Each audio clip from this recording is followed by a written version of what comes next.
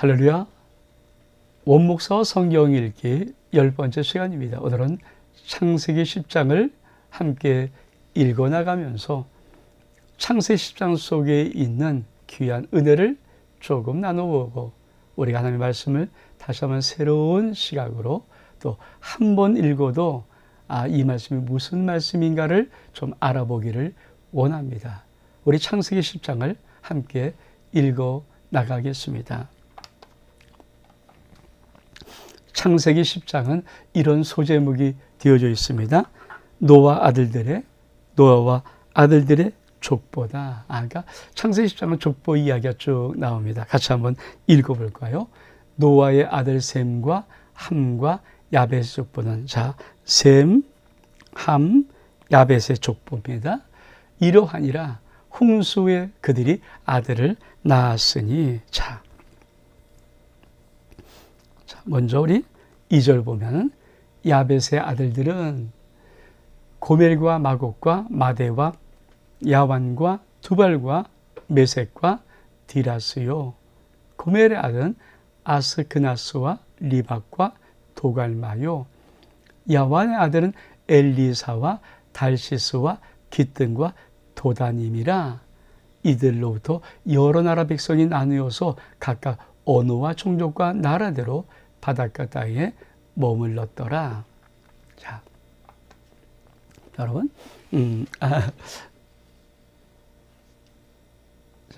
여러분, 이 창세기 10장을 딱 읽을 때, 그러니까 성경은 참 이렇게 약간 좀 관심 있게 보면은 약간 이상한 느낌들이 들어와요. 근데 그것이 어떤 하나님의 조그만 이게 사인들이거든요. 첫 번째로 노아의 아들들은 셈, 함, 야벳이라고 말합니다. 다시 한번 우리 볼까요? 창세기 10장입니다. 노아의 아들은 셈과 함과 야벳입니다. 그렇죠? 그러면 우리 생각에 이 노아의 아들들이 셈과 함과 야벳이면, 그리고 족보를 말할 때 우리 생각에 제일 처음 쓰는 족보가 뭡니까? 셈을 쓰고 함을 쓰고 야벳을 쓰면 돼요. 근데 이상한 것은 야벳을 먼저 씁니다. 그러니까 이런 묘미가 있어요. 그러니까 요거를 모르면 그런가 보다 하는데, 근데 이 야벳은 어떤 민족을 이루는가, 그 이름으로부터 나오는 것 몇 가지 단서가 있습니다. 이 야벳이 그 사람들을 이르는 고멜, 마곡, 그렇죠? 여러분, 고멜, 마곡, 이런 마대, 야완, 두발, 메섹, 디라스, 이런 이름들, 그리고 맨 밑에다가 바닷가의 땅에 머물렀더라. 이들은, 그러니까 신학자들은 이 창세기 10장을 보면서 뭐라고 해석하면, 이 야벳의 여러 많은 민족들이 어떻게 하는가, 주로 인도와 유럽 쪽의 민족으로 형성되어져 갔다. 그리고 바닷가의 땅에 머물렀다는 이 나라들의 형성을 통해서 스페인과 카리스해, 이런 여러 가지 유럽의 바닷가의 국가들이 이 민족이 형성되는 야벳의 그 아들과 종족 후손들에서 형성되는 족속이다, 이렇게 이제 평가를 하는 거예요. 그리고 나서 이제 함이 나옵니다. 우리 한번 볼까요? 같이 한번. 함은 노아의 두 번째 아들이죠. 함의 아들은 구스와 미스라임과 북과 가나안이요. 구스의 아들은 스바와 하윌라와 삽디와 라마와 삽드가와 라마의 아들은 스바와 드단이며, 또 구스가 또 니므롯을 낳았으며 그는 세상에서 용사라. 그가 한 여호와 앞에 용감한 사냥꾼이 되었으므로 속담에 이르기를 아몬은 여호와 앞에 니므롯같이 용감한 사냥꾼이라 하더라. 그의 나라는 시날 땅에 바벨과 에렉과 악각과 갈레에서 시작되었으며, 그가 그 땅에서 아수르로 나아가며 니느웨와 르보일과 갈라와 및 니느웨와 갈라 사이의 레센을 건설하였으니 이는 큰 성읍이라. 미스라임은 루딘과 아나민과 르하빔과 납두힘과 바도르심과 가슬루힘과 갑도림을 낳았더라. 가슬림에서 블레셋이 나왔더라. 우리가 이 창세기 10장 족보를 사실 그냥 성도들이 읽으면 이게 무슨 의미지? 그리고 그냥 넘겨버릴 수밖에 없잖아요. 이런 데 쭉 나오는데 잘 모르니까. 자, 먼저 야벳을 먼저 쓰고 함과 셈을 쓴 것은 이제 함의 자손을 통해서 볼 수 있는 것이 뭡니까? 함의 자손에서 나오는 것들. 첫 번째, 그렇죠? 여러분, 이 함의 아들이 구스와 미스라임과 북과 가나안이에요. 그러니까 구스는 어느 나라인가? 이디오피아, 그러니까 북동 아프리카 쪽입니다. 가나안은 중동 쪽이죠. 그러니까 이 함의 자손은 이 가나안 중동 쪽의 일부로부터 시작해서 북동 아프리카 쪽으로 계속해서 자손이 번성해 가는 것입니다. 그리고 또 중요한 것이 있어요. 그렇죠. 구스가 누굴 낳습니까? 니므롯을 낳았어요. 니므롯을 낳았어요. 니므롯. 근데 이 니므롯은 누구입니까? 구스가 낳은 니므롯은 하나님께서 세상에서 용사라 그가 여호와 앞에 용감한 사냥꾼이 되었다. 그러면서 여호와 앞에 아문은 니므롯같이 용감한 사냥꾼이 하리라. 그러면 참 어감이 좋잖아요. 어감이 용감하고 뭐 대단한 것 같은데 근데 사실은 니므롯이란 뜻이 뭡니까? 반역하는 자, 반역. 니므롯은 반역하는 자 이름. 그러니까 사실 함의 자손은 지금 어떻게 등장하냐면은 함이 누굽니까? 아빠의 실수로 하체를 보면서 막 조롱했던 자 아닙니까? 그래서 아빠가 화가 나서 그 함을 저주하면서 넌 형제의 종들의 종이 되기를 원한다라고 저주했던 자 아닙니까? 그걸 통해서 무엇입니까? 이 함의 자손은 시작부터가 뭡니까? 이 계속해서 하나님과 반대편에 있고 하나님을 대적하는 자의 무리로 계속해서 나가는 상징이죠. 그리고 이 니므롯이 용감한 사냥꾼이 되는데 이 용감한 사냥꾼의 원어의 의미가 뭐냐면은 폭력으로 통치하는 자라는 의미가 있어요. 그러니까 영걸의 의미가 폭력으로 통치하는 자, 억압하는 자, 이런 자의 의미. 그러니까 이런 걸 보면서 지금 하나님께서 말씀하고 싶은 한 어떤 영적인 세계를 좀 우리가 하나님의 성경은 구속사입니다. 그러니까 하나님은 모든 민족이 어떻게 전파되는 것을 통해서 또 뭘 우리가 알려주냐면 지금 하나님을 대적하는 한 무리가 굉장히 강함으로 일어나고 있다. 사냥꾼, 용감한 사냥꾼처럼 니므롯이 일어나면서 용사가 일어나면서 한데 이들이 정말 폭력을 하면서 하나님과 대항하는 무리들. 그리고 또 한 가지 있습니다. 그렇죠? 바벨. 바벨이 뭡니까? 성도 여러분이 바벨의 의미를 아십니까? 이 바벨, 이제 11장에 바벨탑 사건이 나잖아요. 바벨이 제일 처음입니다. 하나님을 대적하는 그 성 이름이 바벨이죠. 우리가 한가면 견조벌이라고 했던 것.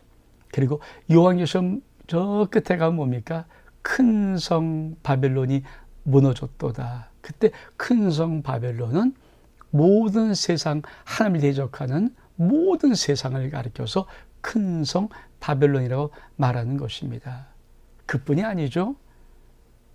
하나님의 선민인, 하나님의 선택한 민족인 이 유다가 어디에 망합니까? 바벨론에게 멸망합니다. 그렇죠? 그것뿐이 아니에요. 우리가 또 볼까요? 여러분, 아수르는 뭐예요? 이스라엘, 하나님의 민족이 열접하였던 이스라엘 민족을 멸망시킨 나라가 아수르입니다. 또 내려가면 뭐예요? 블레셋. 블레셋은 뭡니까? 골리앗 나오는 갈 사람 블레셋 사람이 골리앗. 늘 블레셋은 뭡니까? 이스라엘 괴롭혔던 그 민족. 다시 말하면 지금 하나님은 함의 자손을 툭 던지면서 이렇게 단어를 나열할 때 뭡니까? 이들이 영적으로 강하게 하나님의 자손들을, 하나님의 백성들을, 하나님의 그 모든 것을 대적자로 쓴 큰 어떤 무리들이 지금 일어나고 있는 것을 하나님은 이 땅의 모든 민족이 형성되는 이 노아의 세 아들을 통하여서 구속적인 관점에서 우리에게 또한 말씀을 보여주고 있습니다. 그것뿐이 아니죠. 우리가 한번 볼까요? 가나안은, 함의 아들 중에 가나안이 있죠. 가나안은 장차 시돈과 헷을 낳는데 보니까 여부스 족속과 아모리 족속과 기르가스 족속과 히위 족속과 이런 족속들이, 그렇죠? 가나안에서도 나와요. 여러분, 지금 하나님께서 아브라함이 주고 싶은 땅이 뭡니까? 가나안 땅이었어요. 근데 아브라함을 가나안 땅에 집어넣고 나서 하나님이 아브라함의 가족을 슬쩍 빼지요. 그래서 애굽에 430년 동안 종살이하고 다시 가나안 땅 돌아오게 하십니다. 왜 그랬을까요? 그 당시에 이 족속들의 죄악이 관영하지 않았다는 것이 하나님 말씀이에요. 그러니까 함의 아들인 가나안을 상징하는 그 아들로 인해서 펼쳐진 가나안 족속들이 하나님께서 심판할 족속이라는 의미입니다. 그러므로 함의 자손은 뭡니까? 이 구속사적인 관점에서 볼 때는 하나님을 대적하는 큰 세력들이 여러 민족 속에서 지금 일어나고 있다는 것을 볼 수 있습니다. 이거를 우리가 잘 성경을 창세기 10장에서 볼 수 있는 것이죠. 또 한번 볼까요? 자, 이제 셈의 아들들 22절입니다. 셈의 아들은 엘람과 아스르와 아르바삭과 룻과 아람이요. 아람의 아들은 우스와 훌과 게델과 마스며, 아르바삭은 셀라를 낳고 셀라는 에벨을 낳았으며, 에벨은 두 아들을 낳고 하나의 이름을 벨렉이라 했으며, 그때 세상이 나뉘었으며, 벨렉의 아우의 이름은 욕단이며, 욕단은 알모닥과 셀렉과 하살마요과 예라와 하도람과 우살과 디글라와 오발과 아비마엘과 스바와 오빌과 하일라와 요밥을 낳았으니 이른 다 욕단의 아들이며, 그리 거주한 것은 메사로부터 스발로 가는 동쪽 산이었다. 이들은 셈의 자손이 그 족속과 언어와 지방과 나라대로였더라. 사랑하는 여러분, 그러고 나서 이제 셈. 근데 이 셈은 사실은 하나님께서 하나님의 선민, 하나님의 영적인 맥을 잇는 그 자손으로 하나님께서 부르고 싶으신 거예요. 그걸 어떻게 알 수 있는가? 우리가 셈의 자손으로부터 우리가 한번 보겠습니다. 자,